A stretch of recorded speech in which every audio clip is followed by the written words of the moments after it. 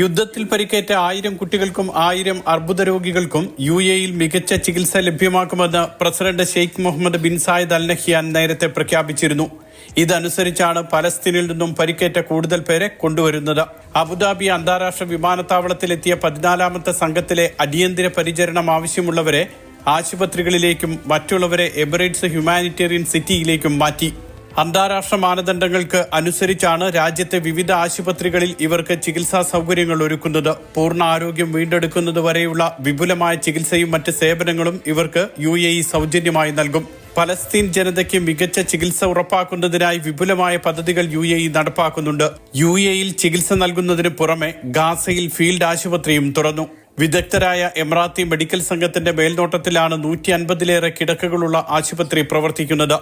തീവ്രപരിചരണ വിഭാഗം, ശസ്ത്രക്രിയാ സൗകര്യങ്ങൾ തുടങ്ങി ഒട്ടേറെ സൗകര്യങ്ങൾ ആശുപത്രിയിൽ ഒരുക്കിയിട്ടുണ്ട്. Mathrubhumi news, Dubai.